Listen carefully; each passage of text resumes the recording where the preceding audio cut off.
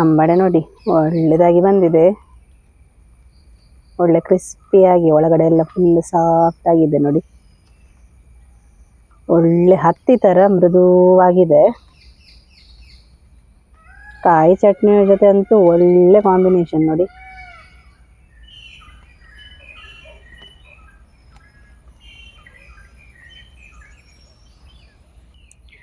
ಭಯಂಕರ ಚಳಿ ಫ್ರೆಂಡ್ಸ್. ನಾನು ಈ ಚಳಿಗೆ ಉಂಟಲ್ಲ ಬಿಸಿ ಬಿಸಿ ಬಿಸ್ಕುಟ್ ಅಂಬಡೆ ಮಾಡ್ಬೇಕಂತಿದ್ದೇನೆ. ಅದು ಕೂಡ ಸೇಮ್ ಭಟ್ರು ಮಾಡುವಂಥ ಶೈಲಿಯಲ್ಲಿ. ಹೇಗೆ ಮಾಡೋದಂತ ಹೇಳಿ ಇವತ್ತಿನ ವಿಡಿಯೋದಲ್ಲಿ ನೋಡುವ. ವಿಡಿಯೋ ಸ್ಟಾರ್ಟ್ ಮಾಡುವ. ನಾನು Asha Udupa Kateel. Welcome back to Karavali brothers. ನಾನಿಲ್ಲಿ 1.5 ಲೋಟ ಆಗುವಷ್ಟು ಉದ್ದಿನ ಬೇಳೆಯನ್ನು ಒಂದು 2 ರಿಂದ 3 ಗಂಟೆ ನೆನೆಸಿಟ್ಟಿದ್ದೇನೆ ನೋಡಿ. ಒಳ್ಳೆ ನಂದಿದೆ. ಮಿನಿಮಮ್ 2 ಗಂಟೆ ಆದರೂ ಇಡಬೇಕು, ಆವಾಗ ಮಾತ್ರ ಈ ಥರ ಚೆಂದ ನೆನೆತದೆ. ಇನ್ನಿದನ್ನು ಸ್ವಲ್ಪ ಕೂಡ ನೀರು ಹಾಕದೆ ನುಣ್ಣಗೆ ರುಬ್ಬುವ. ಬೇಕಂತ ಹೇಳಿದರೆ 1 ಅಥವಾ 2 ಸ್ಪೂನ್ ನೀರು ಸೇರಿಸಿದ್ರೆ ಸಾಕು. ಒಳ್ಳೆ ಸಾಫ್ಟ್ ಆಗಿ ನೋಡಿ ಈ ಥರ ನಾನು ಅರೆದಿದ್ದೇನೆ. ನೀರು ಖಾಲಿ 1 ಅಥವಾ 2 ಸ್ಪೂನ್ ಸೇರಿಸಿದೆ ನಾನು ಅಷ್ಟೇ. ನಮ್ಮ ಬಿಸ್ಕುಟ್ ಅಂಬಡೆ ಮಾಡಲಿಕ್ಕೆ ಸುಲಭ, ಆದರೆ ಈ ಹಿಟ್ಟನ್ನು ಉಂಟಲ್ಲ ಒಂದು ಸರಿಯಾಗಿ ಮಾಡ್ಕೋಬೇಕು. ನೀರೆಲ್ಲ ಹಾಕದೆ ಗಟ್ಟಿಯಾಗಿ ರುಬ್ಬಿಕೊಂಡು ಈ ಥರ ಸ್ವಲ್ಪ ಕೂಡ ತರಿ ಇಲ್ಲದ ಹಾಗೆ ಸಾಫ್ಟಾಗಿ ನಾವು ರುಬ್ಬಿಕೊಂಡ್ರೆ ಸರಿ ಆಗ್ತದೆ. ಹಿಟ್ಟಲ್ಲೇ ಇರೋದು ಬಿಸ್ಕುಟ್ ಅಂಬಡೆ ಫುಲ್. ಇದು ಸರಿಯಾದರೆ ಪರ್ಫೆಕ್ಟಾಗಿ ಬಿಸ್ಕುಟ್ ಅಂಬಡೆ ಬರ್ತದೆ.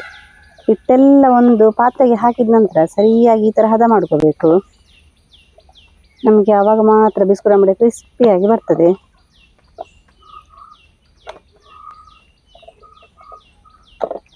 ಅಂಬಡೆಗೆ ಉಂಟಲ್ಲ ಒಂದು ಹಸಿಮೆಣಸೆಲ್ಲ ಹಾಕಿ ಖಾರ ಖಾರ ಮಾಡಿದರೆ ಭಾರಿ ಒಳ್ಳೆದಾಗ್ತದೆ.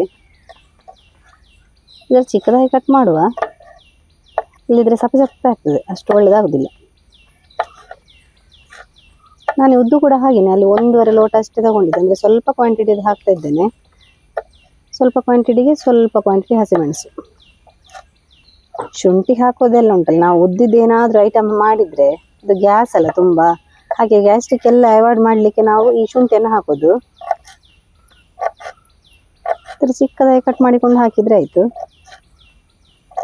ನೋಡಿ. ಸ್ವಲ್ಪ ಒಣ ಕೊಬ್ಬರಿ ತಗೊಂಡಿದ್ದೇನೆ, ಚಿಕ್ಕದಾಗಿ ಕಟ್ ಮಾಡಿಕೊಂಡು ಹಾಕೊಳ್ಳುವ. ಈ ಅಂಬಡೆಯಲ್ಲಿ ಒಳ್ಳೆ ರುಚಿ ಸಿಗ್ತದೆ ಇದು ಒಣ ಕೊಬ್ಬರಿ ಹಾಕೋದ್ರಿಂದ ನೋಡಿ. ಒಂದು 2 ಎಸಳು ಕರಿಬೇವನ್ನು ತಗೊಂಡಿದ್ದೇನೆ, ಅಂದರೆ ಬೇಸಪ್ಪು, ಒಳ್ಳೆ ಪರಿಮಳ ಬರ್ತದೆ. ಇದನ್ನು ಕೂಡ ಚಿಕ್ಕದಾಗಿ ಕಟ್ ಮಾಡಿ ಹಾಕುವ. ನಮ್ಮ ಹಿಟ್ಟಿಗೆ ರುಚಿಗೆ ತಕ್ಕಷ್ಟು ಉಪ್ಪನ್ನು ಸೇರಿಸುವ. ಕಟ್ ಮಾಡಿದ ಮೆಣಸು, ಹಾಗೆಯೇ ಶುಂಠಿ, ಒಣ ಕೊಬ್ಬರಿ, ಕರಿಬೇವಿನ ಸೊಪ್ಪು ಎಲ್ಲ ಸಾಮಗ್ರಿ ಹಾಕಿದ ನಂತರ ಒಳ್ಳೆ ಮಿಕ್ಸ್ ಮಾಡುವ. ಈ ಉಪ್ಪೆಲ್ಲ ಎಲ್ಲ ಕಡೆಗೆ ಬರಬೇಕು ಹಿಟ್ಟಿಗೆ ನೋಡಿ. ಹಿಟ್ಟೆಲ್ಲ ಈ ಹದದಲ್ಲಿದ್ದರೆ ಚೆಂದ ಬರ್ತದೆ ನಮ್ಮ ಅಂಬಡೆ. ಈ ಥರ ಬೀಳಬೇಕು. ಚಳಿಗೆ ಆಗುವಂತಹ ಸ್ಪೆಷಲ್ ಆದ ಗದ್ದೆ ಸೈಡ್ನ ಹೂ ನೋಡಿ ಅಂತೆ. ಒಳ್ಳೆ ಛತ್ರಿ ಇದ್ದಂಗೆ ಇದೆ, ನಾವು ಅಜ್ಜನ ಕೊಡೆ ಅಂತ ಹೇಳ್ತೇವೆ. ಅದೇ ಥರ ಚಿಕ್ಕ ಸೈಜ್ನ ಹೂ, ಭಾರಿ ಚೆಂದ ಕಾಣ್ತದೆ. ನಮ್ಮ ಗದ್ದೆ ತುಂಬ ಇಡೀ ಈ ಹೂ ಹರಡಿಕೊಳ್ತದೆ. ಫುಲ್ ಬಿಳಿಯಾಗಿ ಚೆಂದ ಕಾಣ್ತದೆ. ಇದು ಚಳಿಗಾಲಕ್ಕೆ ಮಾತ್ರ ಆಗುವಂಥದ್ದು, ಭಾರಿ ಸ್ಪೆಷಲ್ ಹೂ. ಇನ್ನು ನಾವು ಅಂಬಡೆ ಬಿಡಲಿಕ್ಕೆ ಸ್ಟಾರ್ಟ್ ಮಾಡುವ. ಶುದ್ಧ ತೆಂಗಿನೆಣ್ಣೆ ಇಟ್ಟಿದ್ದೇನೆ ನೋಡಿ. ಚಳಿಗೆ ನೋಡಿ ಹೇಗೆ ಗಟ್ಟಿಯಾಗಿತ್ತು ನೋಡಿ. ಈಗ ಸ್ವಲ್ಪ ಬಿಸಿಗೆ ನೀರು ಹಾಕ್ತಾ ಉಂಟು ನೋಡಿ. ಅಂಬಡೆ ಎಲ್ಲ ಬಿಡಬೇಕಾದ್ರೆ ಈ ಥರ ಕೈಯನ್ನು ಮುಳುಗಿಸ್ಲಿಕ್ಕೆ ನೀರಿಡಬೇಕಾಗ್ತದೆ. ಕೈಯನ್ನು ಮುಳುಗಿಸಿ ನಾವು ಅಂಬಡೆ ಬಿಡಬೇಕು, ಇಲ್ಲದೆ ಅದು ಹಾಗೆ ಕೈ ಅಂಟ್ತದೆ. ಒಂದೊಂದೇ ಅಂಬಡೆ ಬಿಡುವ.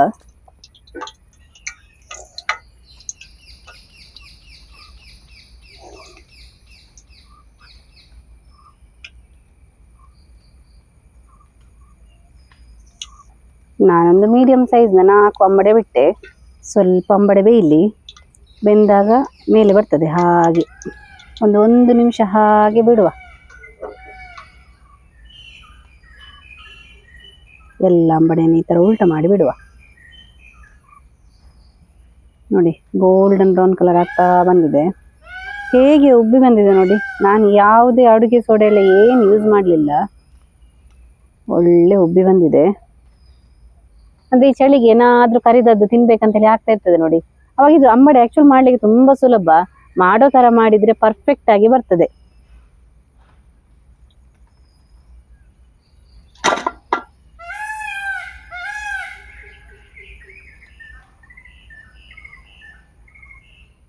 ಅಂಬಡೆ ನೋಡಿ ಒಳ್ಳೆದಾಗಿ ಬಂದಿದೆ.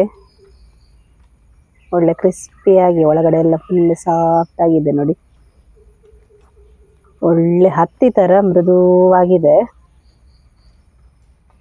ಕಾಯಿ ಚಟ್ನಿಯ ಜೊತೆ ಅಂತೂ ಒಳ್ಳೆ ಕಾಂಬಿನೇಷನ್ ನೋಡಿ. ಅಂಬಡೆ ಅಂತೂ ಭಾರಿ ಒಳ್ಳೆದಾಗಿದೆ, ತುಂಬ ಕ್ರಿಸ್ಪಿಯಾಗಿ ಚೆನ್ನಾಗಿ ಬಂದಿದೆ. ಚಟ್ನಿ ಜೊತೆಗಂತೂ ಒಳ್ಳೆ ಕಾಂಬಿನೇಷನ್. ನನಗೆ ಅದನ್ನು ನೋಡುವಾಗಲೇ ತಿನ್ಬೇಕಂತ ಹೇಳಿ ಆಯಿತು, ಹಾಗೆ ಒಂದು ಅಂಬಡೆಯನ್ನು ಹಿಡ್ಕೊಂಡು ಬಂದಿದ್ದೆ. ನೀವು ಕೂಡ ಈ ರೆಸಿಪಿ ಇಷ್ಟ ಆದರೆ ಮನೆಯಲ್ಲಿ ತಪ್ಪದೇ ಟ್ರೈ ಮಾಡಿ. ಯಾರಾದರೂ ಮನೆಗೆ ಗೆಸ್ಟ್ ಎಲ್ಲ ಬಂದರೆ ಭಾರಿ ಒಳ್ಳೆದಾಗ್ತದೆ. ಕ್ರಿಸ್ಪಿಯಾಗಿ ತುಂಬ ಚೆಂದ ಬಂದಿದೆ. ಹೀಗೆ ನಾವು ಇಂಟ್ರೆಸ್ಟಿಂಗ್ ವಿಡಿಯೋದೊಂದಿಗೆ ಮುಂದೆ ಸಿಗ್ತಾ ಇರ್ತೇವೆ. Thank you. ಹೇಗೆ ಬಂದಿದೆ ಅಂಬಡೆ? ಚಂದ ಬಂದಿದಾ? ಹೇಗೆ ಬಂದಿದೆ?